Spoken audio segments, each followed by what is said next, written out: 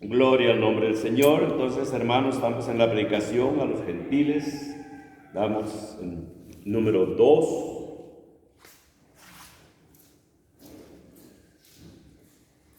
Y estamos viendo, ahorita ya estamos viendo antes del derramamiento del Espíritu Santo. ¿Por qué se derramó el Espíritu Santo? Y después del derramamiento del Espíritu Santo. O sea que ahí vamos a mantener la mente. Ya que dijo Jesús antes del derramamiento del Espíritu Santo. ¿Qué dijo Jesús ya resucitado? ¿Por qué se derramó el Espíritu Santo? Y las enseñanzas después, o sea, ya las enseñanzas apostólicas. Entonces, por eso estamos viendo antes del derramamiento del Espíritu Santo, después del derramamiento del Espíritu Santo. Y por eso estamos tomando las palabras de Jesús ya resucitado, que les dijo a sus discípulos judíos. Eso siempre mantengamos en mente, hermano. Tengamos en mente siempre que Jesús no le predicó a gentiles. Él no le predicó a gentiles, él le predicó a judíos. Cuando aparece Juan el Bautista, tampoco le predica a gentiles, le predica a judíos. Es hasta Pedro que ya se abre para la predicación a los judíos y la predicación a los gentiles. Y Pablo continúa ese proceso, que eso es donde vamos a entrar ya. A ver, más adelantito vamos a ver lo que enseñó Pablo a los gentiles. Entonces, ellos les predican ese derramamiento del Espíritu Santo, derramó en los judíos que habían aceptado el mensaje de la redención en Cristo. Entonces, por eso estamos viendo antes del derramamiento del Espíritu Santo en Lucas 24, 44 al 49, dice la palabra.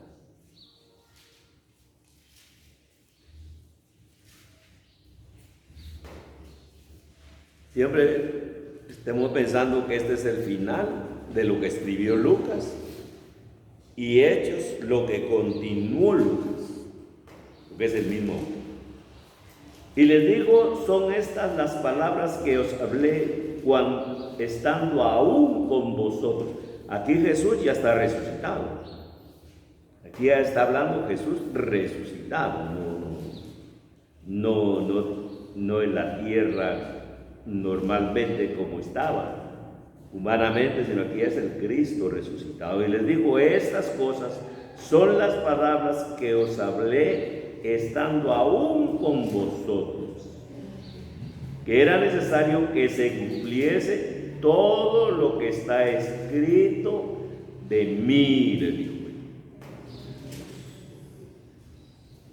en la ley de Moisés, en los profetas y en los salmos. Entonces les abrió el entendimiento para que comprendieran las Escrituras. Y les digo, así está escrito. Y así fue necesario que el Cristo padeciese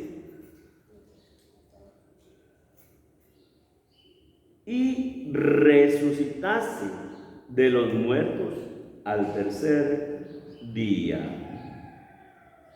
y que se predicase en su nombre el arrepentimiento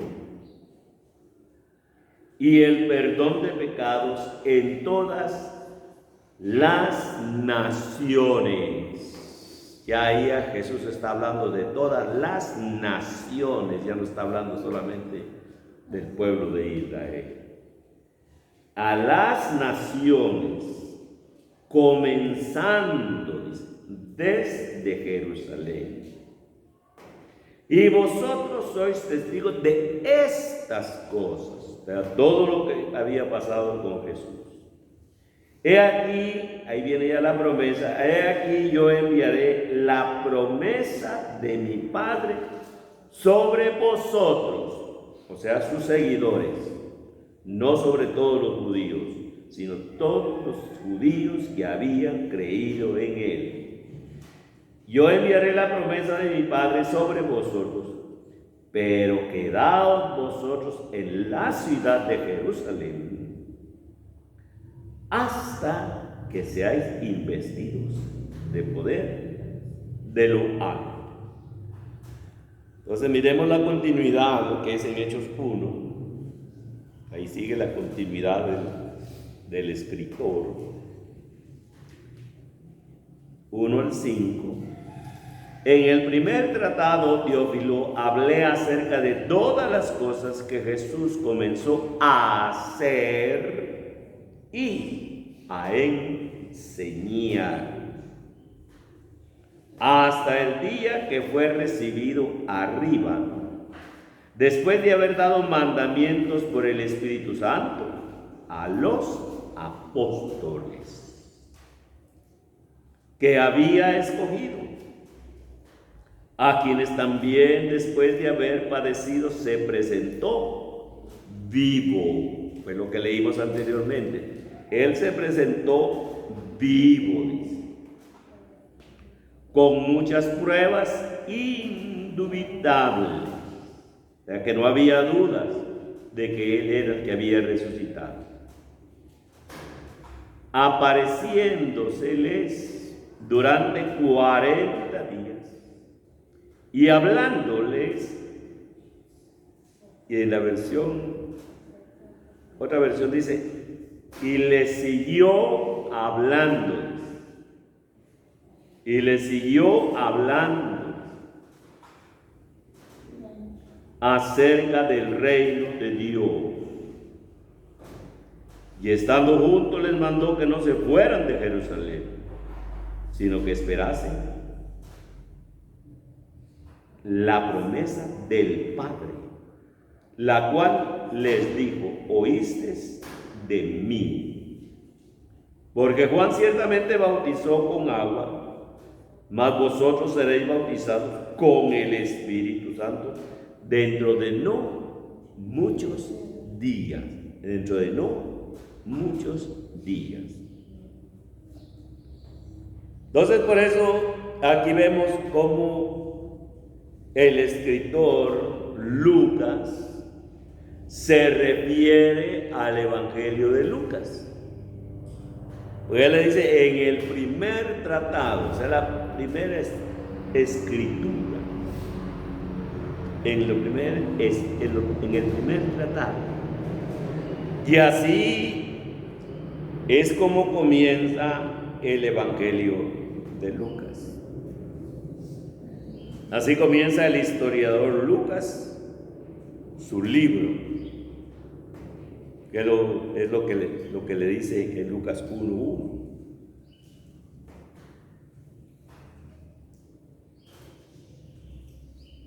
Esto vamos a verlo el martes, si Dios lo permite, el martes. Lucas 1:1 dice, puesto que ya muchos han tratado de poner en orden la historia de las cosas que entre vosotros han sido ciertísimas, tal como nos lo enseñaron los que desde el principio lo vieron con sus ojos y fueron ministros de la palabra. Me ha parecido también a mí, después de haber investigado con diligencia todas las cosas que desde su origen, escribírtelas por orden, oh excelentísimo Teófilo. ¿Con qué propósito lo hizo? Para que conozcas bien la verdad de las cosas en las cuales has sido instruido.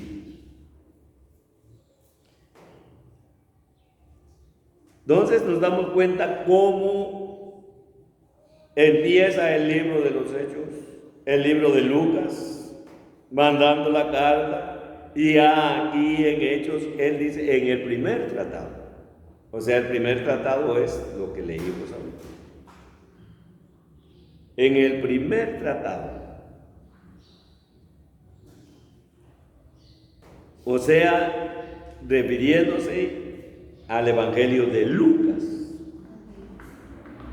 Porque él escribió primero Lucas y después escribió el libro de Hechos. Ahora, ¿cómo lo hizo?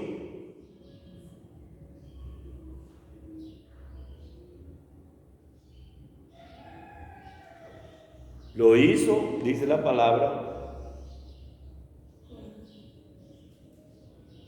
en orden. En orden. Y así es como tenemos que estudiar la Biblia, en orden. No agarrar por aquí, por allá, por este y el otro, no. En orden. Para que cuando oigamos predicar, sepamos de qué se está hablando.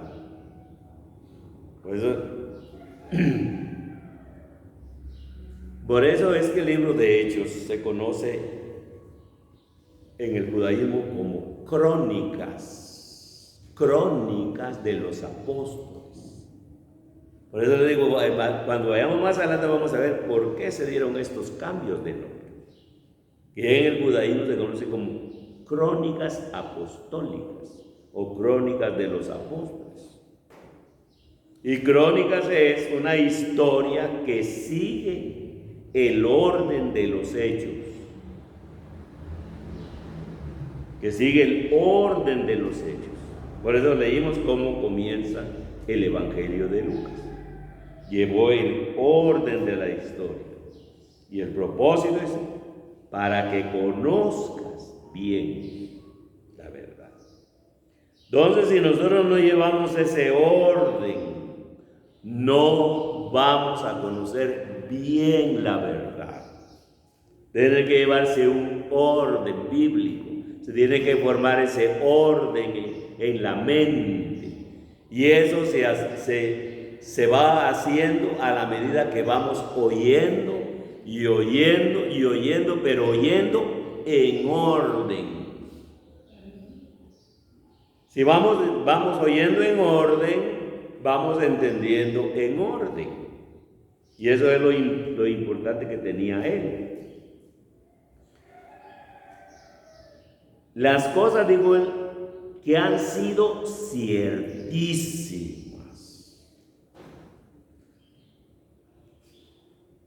Las cosas, dice, que han sido ciertísimas. ¿Por qué dice él eso? Que han sido ciertísimas.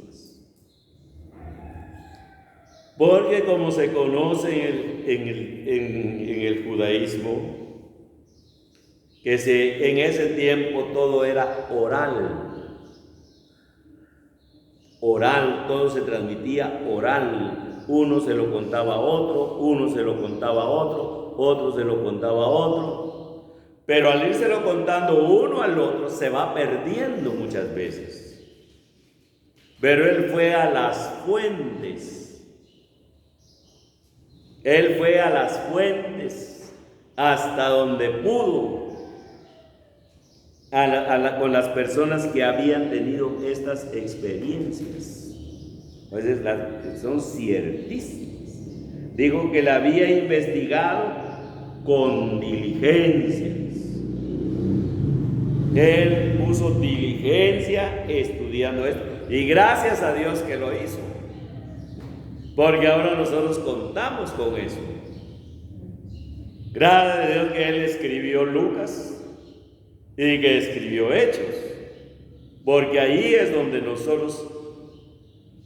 entramos nosotros, porque ya Lucas se enfoca en los gentiles, mientras si agarramos el Evangelio de Mateo, su enfoque está en los judíos.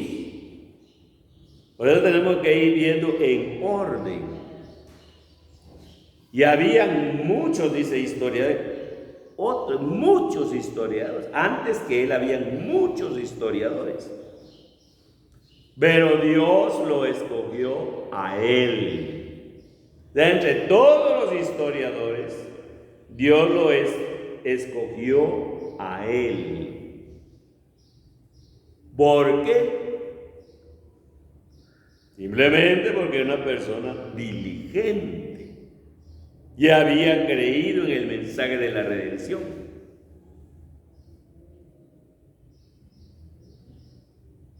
Por eso es que tenemos que ponerle cuidado a la diligencia. Por eso vemos la importancia que tiene la diligencia. Si nosotros no somos diligentes, no vamos a conocer en orden la Biblia. No la vamos a conocer.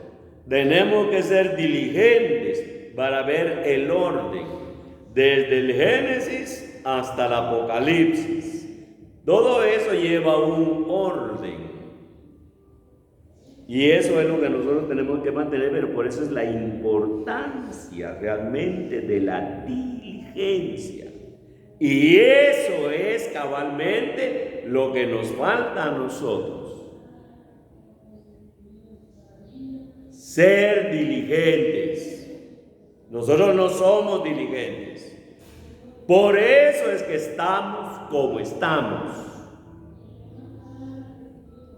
Porque nos hace falta ese esmero, ese empeño, ese esfuerzo, esa capacidad que Dios nos va a poner, esa capacidad.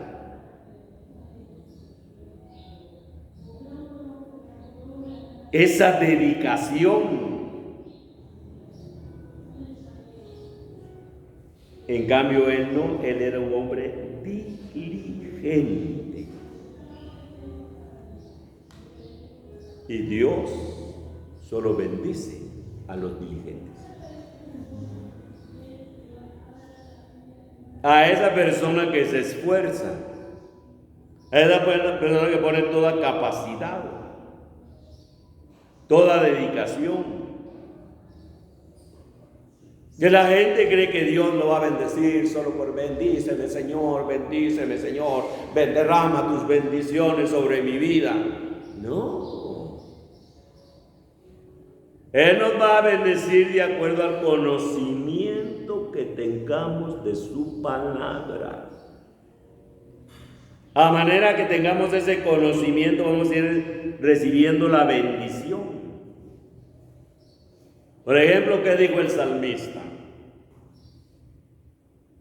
El salmista dijo: grandes son las obras del Señor.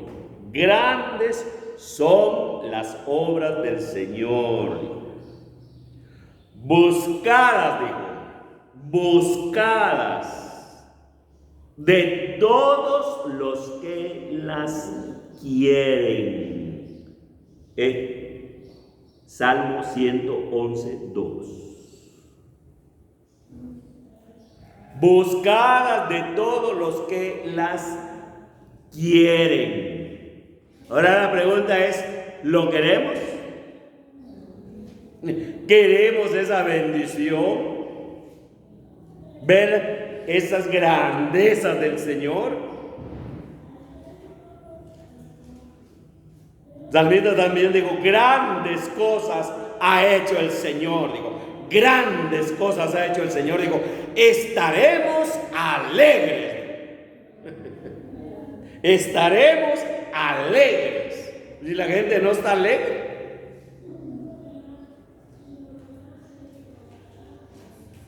porque las obras de Dios no están siendo manifiestas en la persona.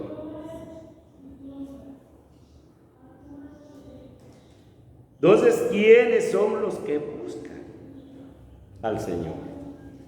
Al Señor. No lo del Señor. Esa es una gran diferencia que hay en buscar al Señor y buscar lo que Dios puede dar.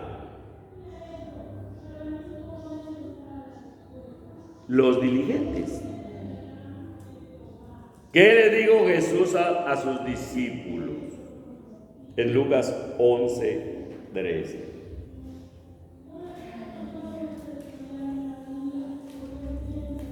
Lucas 11:13 les dijo estas palabras el Señor.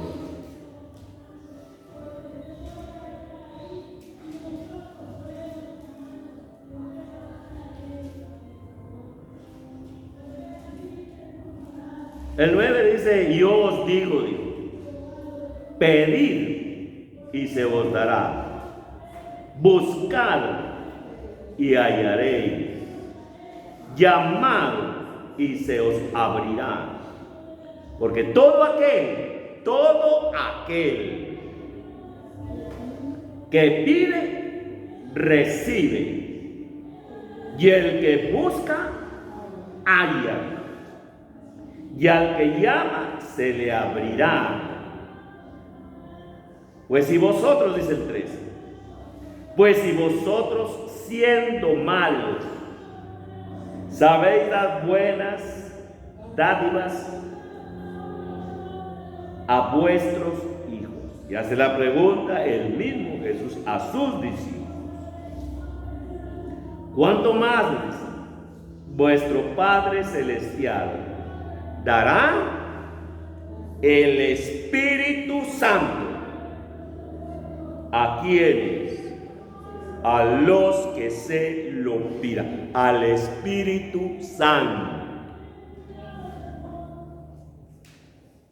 Ahora la pregunta es, ¿por qué no lo tenemos? ¿Por qué no nos ha llenado con su Espíritu?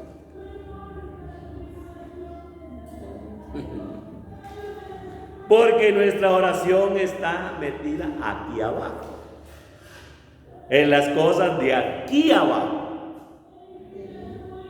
Que bendice a mi mamá, bendice a mi papá, bendice a mi tío, pero si no buscan al Señor no los puede bendecir. Aunque uno les va a rogar que los bendiga, ¿cómo los va a bendecir si están fuera de la voluntad de Dios? Entonces deberíamos de orar que los alcanzara el Señor, que los convirtiera a Él, para que ellos puedan recibir la bendición. A los que se lo pidan. Entonces, ¿quiénes son los que lo han recibido?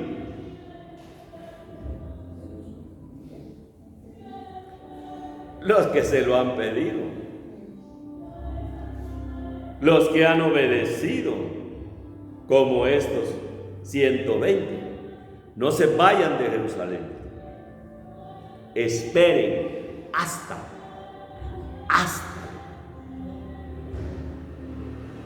Ya que habían llegado a celebrar la Pascua de las leyes, como miramos aquel día, habían llegado a celebrar la Pascua, toda esa gente, como vamos a ver más adelante.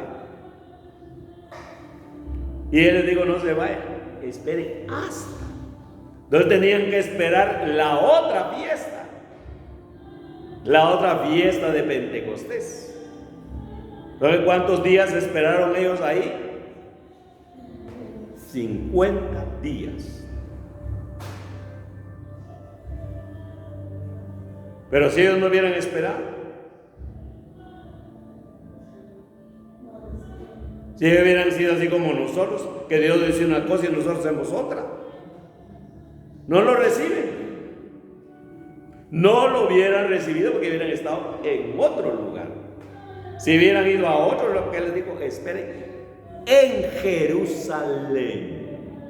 Y si él había dicho que lo esperaban en Jerusalén, no tenían que esperar en Jerusalén, porque ahí estaba el templo. Ahí estaba el templo.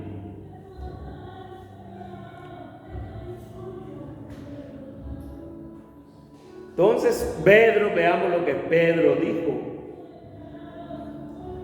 Después de que Pedro ya había sido lleno del Espíritu Santo.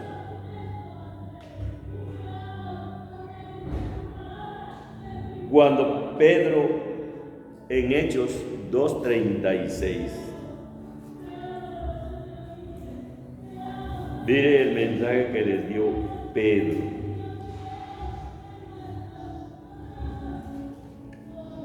A los judíos.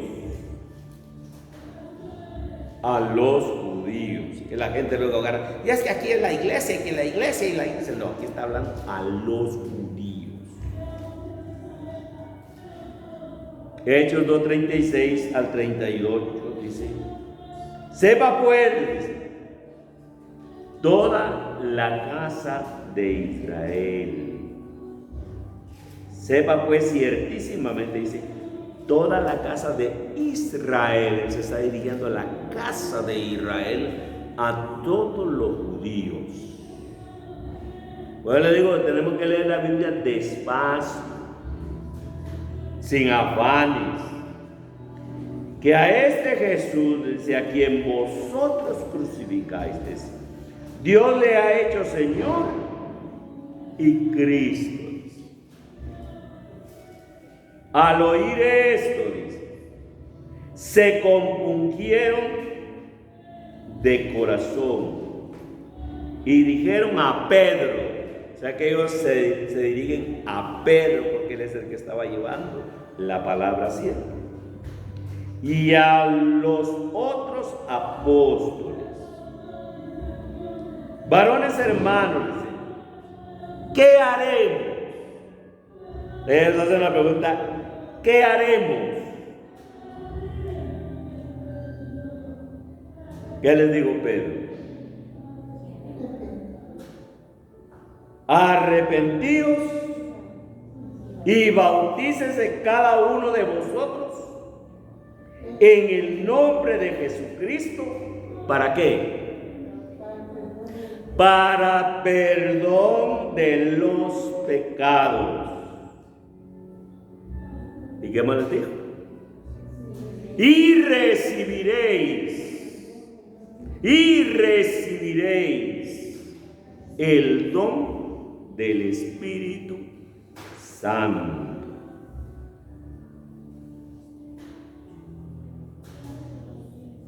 ¿Y qué digo también en el 3:18?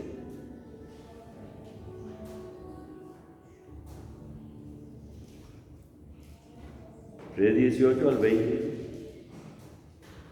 Pero Dios, dijo él, ha cumplido así lo que había dicho antes, anunciado por boca de todos los profetas. Por eso digo, tenemos que ir en orden. Lo que anunciaron los profetas se había cumplido en el Señor.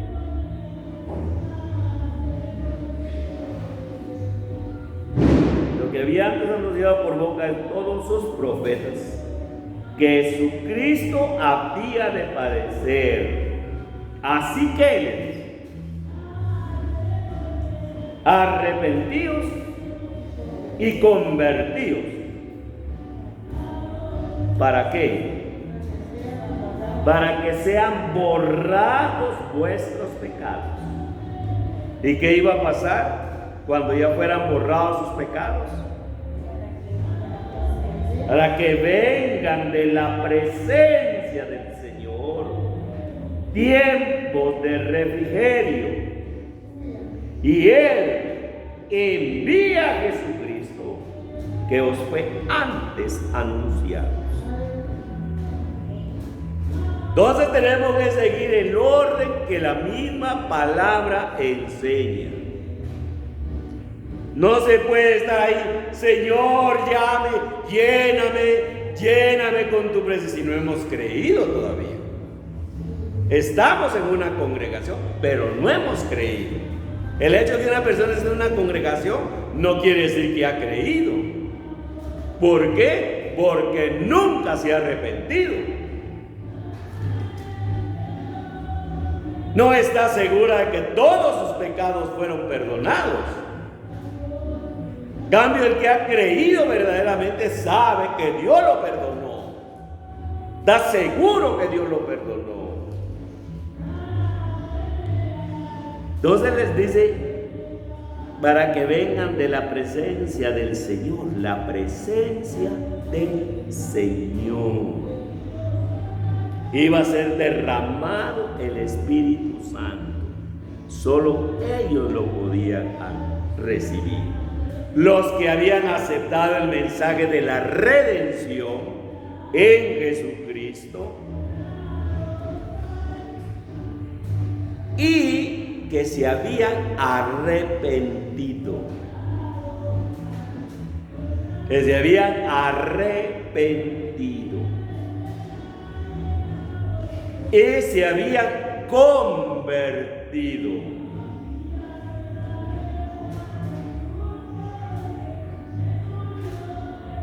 Y los que se habían bautizado para perdón de los pecados.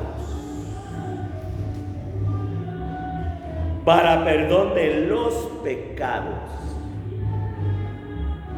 Ahora la pregunta es, ¿por qué dijo él eso de perdón de los pecados? ¿De qué clase de pecado le está hablando a ellos? ¿De qué clase de pecados? Si a nosotros nos preguntan de los pecados, ¿qué respondemos? Como decía un muchacho predicando, ahora es que no nos dejaron predicar en los Estados Unidos porque llevábamos pantalones muy apretados. Y después porque llevaban manga corta, tenían que llevar manga larga. De ahí en otra que no, porque llevaban corbata, que eso era orgullo llevar corbata. O sea, para la gente el pecado es eso. Pero ¿de qué pecado les está hablando a ellos? A ellos, no a nosotros, a ellos.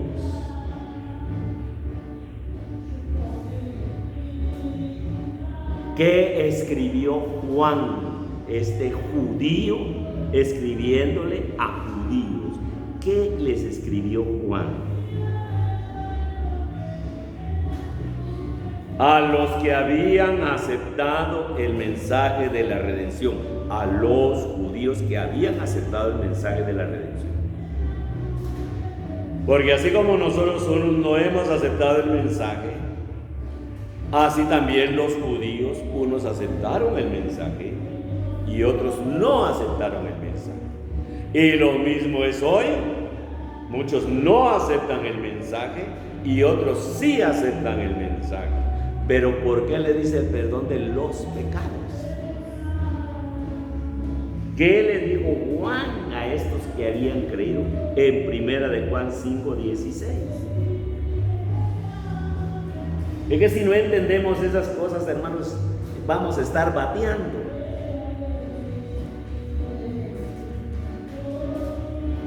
Juan 5:16 le dice al 18: si alguno viere a su hermano cometer pecado que no sea de muerte, que no sea de muerte, pedirá y Dios le dará vida. O sea, por ese sí se podía interceder, el que había cometido un pecado no de muerte. Esas son cosas que mucha gente no las sabe, cuál es un pecado de muerte y cuál es un pecado de muerte. Porque lo queremos aplicar a nuestra época, pero no. Ese era el tiempo de ellos. Dios le dará vida, dijo Juan.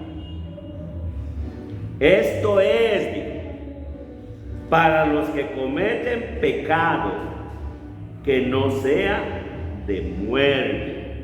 Y él mismo explica ahí, dice: hay pecado de muerte por el cual yo no digo que se pida. Yo no digo que se pida. Entonces dice: toda injusticia es pecado. Toda injusticia es pecado. Pero hay pecado no de muerte. Hay pecado, dice él, no de muerte. Sabemos que todo aquel que ha nacido de Dios no practica el pecado, pues aquel que fue engendrado por Dios le guarda y el maligno no le toca. Y si la Biblia dice que no le toca, no le toca. Ahora, ¿qué hace la gente cuando peca? El diablo me tentó, el diablo aquí, el diablo allá. No, el que ha nacido de Dios no practica el pecado, no lo practica. Entonces, por eso nos damos cuenta que Juan habla de dos clases de pecado: pecado de muerte y pecado no de muerte. Ellos entendían esto. Porque si no cometían pecado de muerte, Dios aceptaba su ofrenda por sus pecados. Pecados comunes. Un pecado común. Pero había pecados que eran de muerte. O sea, el hombre tenía que pagar con su propia vida. Lo tenían que apedrear por haber cometido un pecado, como en el caso de un asesinato, o como la brujería, o la idolatría. Y principalmente en el pecado que se cae muy común, en lo que es el sexo ilícito. Estos eran los pecados, claro, hay otras, pero solo estamos enfatizando en estos. Estos eran pecados de muerte. ¿Cómo nos iría hoy? ¿A cuántos tendrían que ponerle la letal?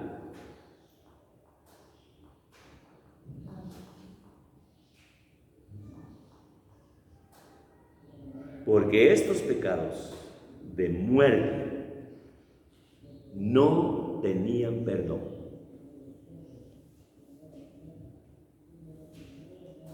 Porque para los pecados comunes, él, de acuerdo a la ley, podían presentar sus ofrendas, pero las tenían que llevar cada año, recordando sus pecados, llevando para perdón cada año de sus pecados. Pero eran pecados comunes, como la mentira, el enojo, de todos esos pecados, pues, la ira, todos esos pecados comunes. Pero él clasificó estas dos clases de pecados. No habían ofrendas para esta clase de pecado, porque no está registrado en la ley de Moisés que podían presentar una ofrenda por estos pecados, sino que era la muerte.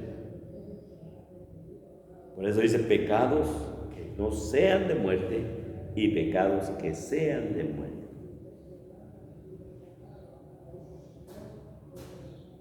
Ahora ellos sí se arrepentían de ese pecado de muerte. Tenían que esperar a que Jesús viniera.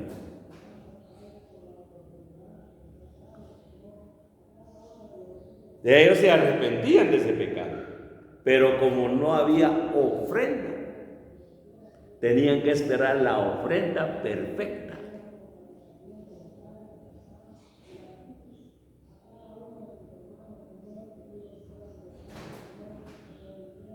Por ejemplo, como el caso de David.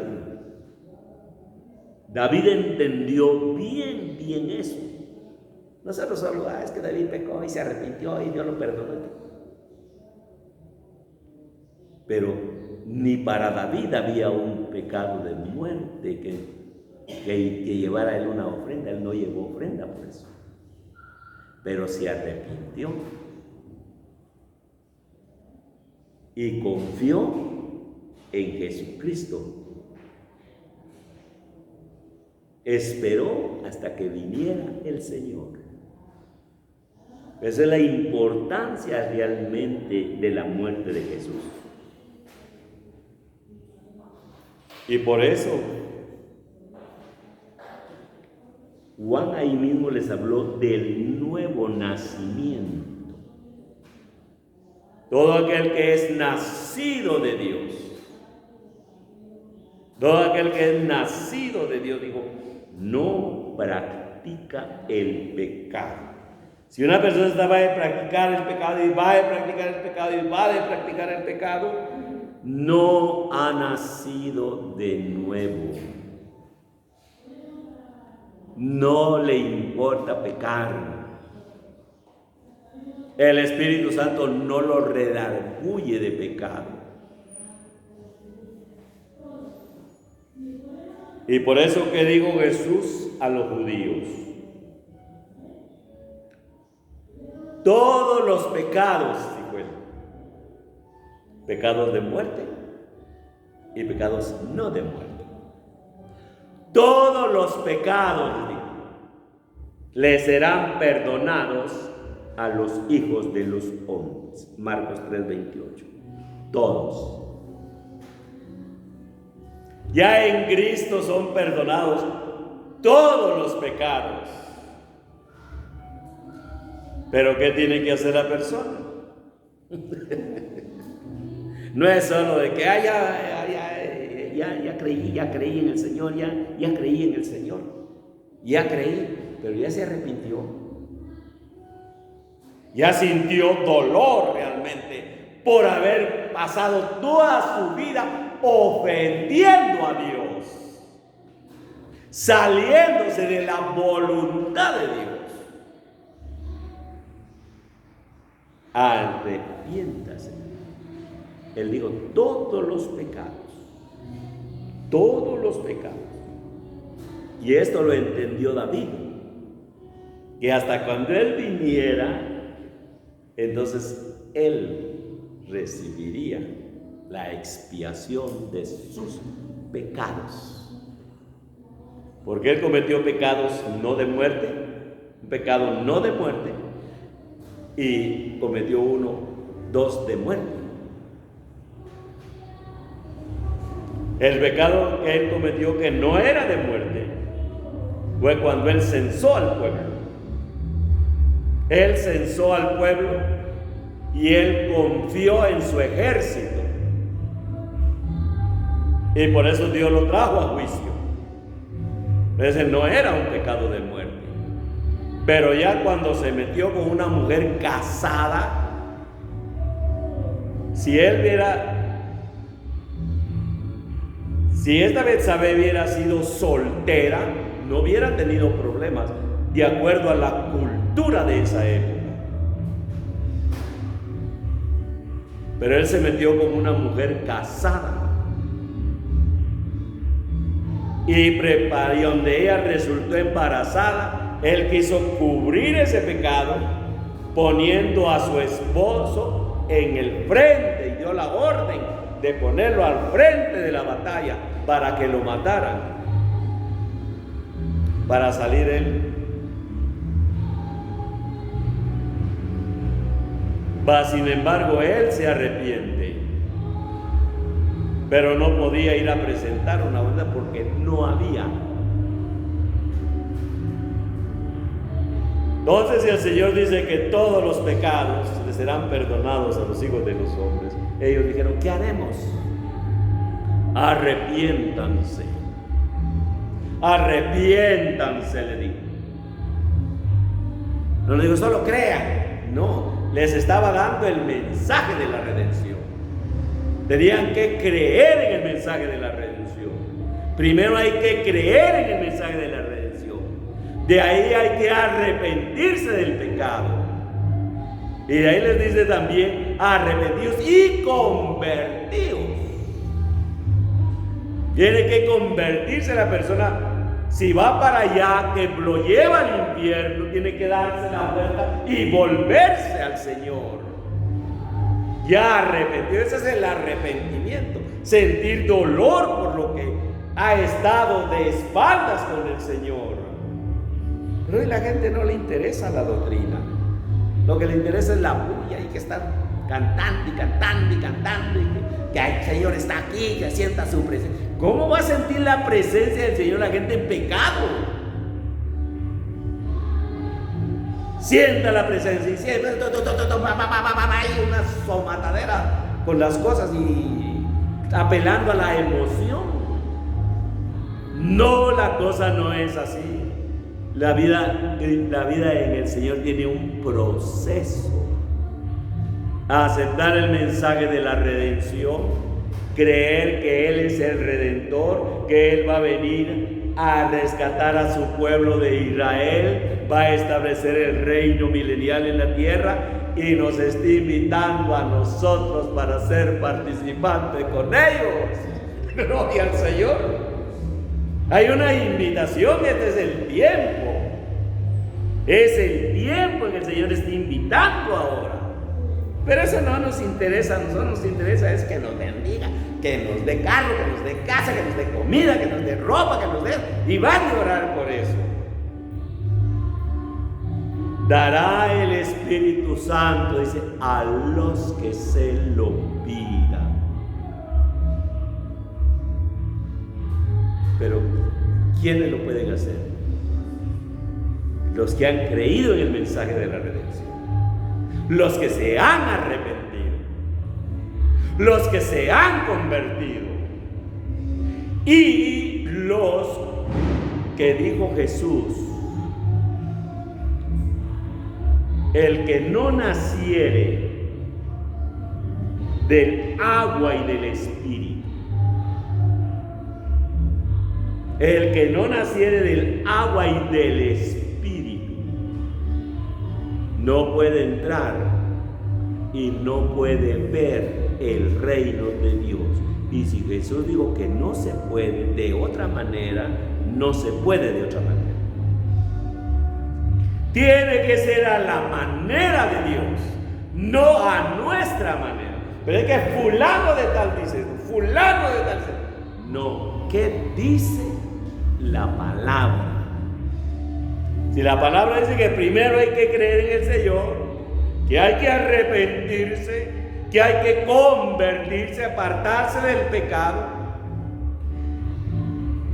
para que sean borrados vuestros pecados, para que sean borrados vuestros pecados y vengan de la presencia del Señor tiempos de refrigerio. Y por eso es la importancia del nuevo nacimiento. Porque cuando la persona nace del Espíritu, y es lo que vamos a empezar a ver ya la vida en el Espíritu, que es lo que Pablo enfatiza.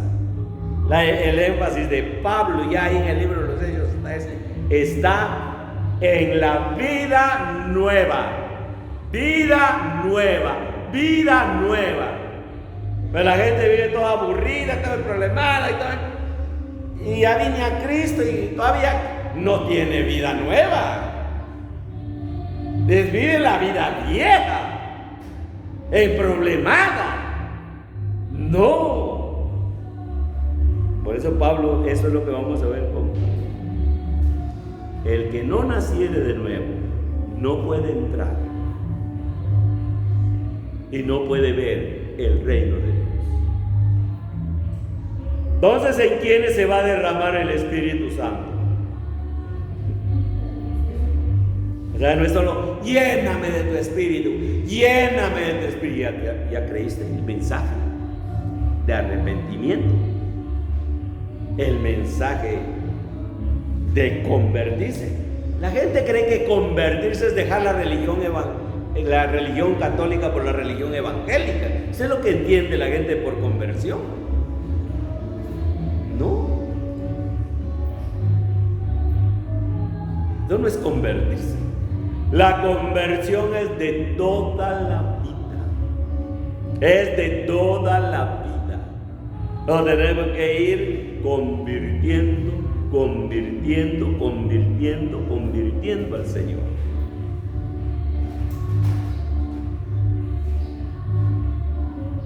Entonces, por eso es que estamos ya entrando a lo que es la llenura del Espíritu Santo.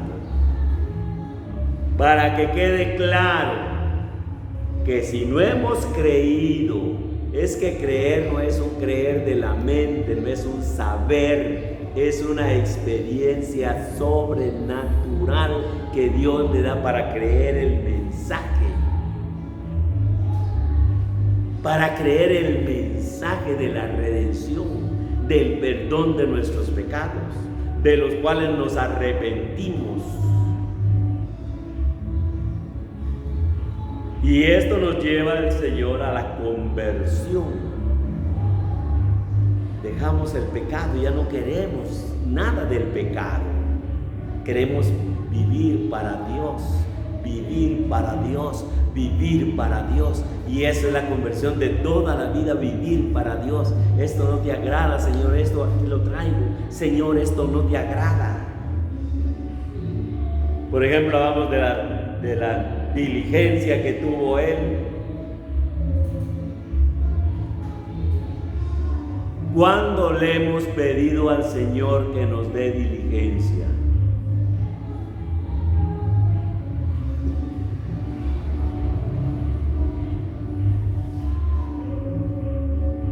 El perezoso desea y nada alcanza, mas el alma de los diligentes,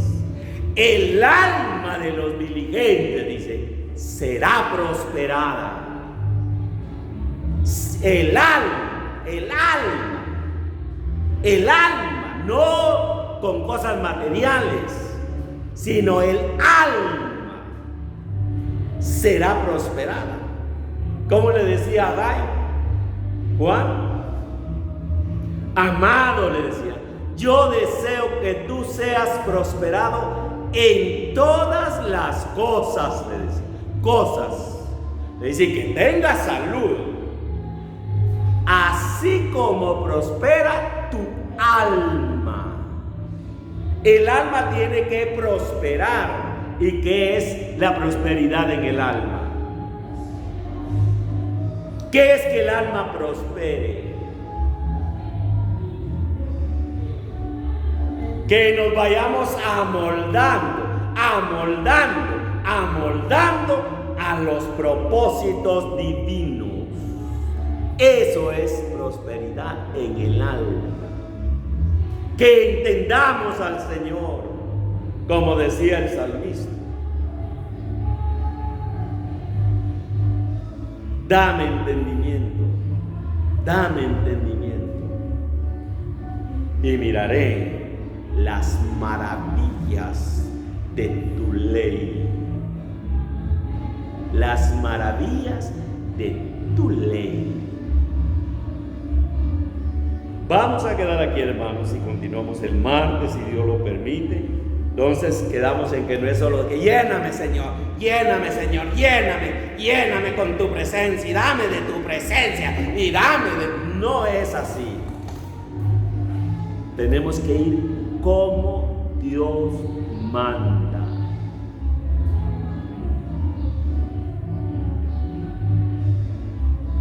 Padre, te damos gracias, bendecimos tu santo nombre.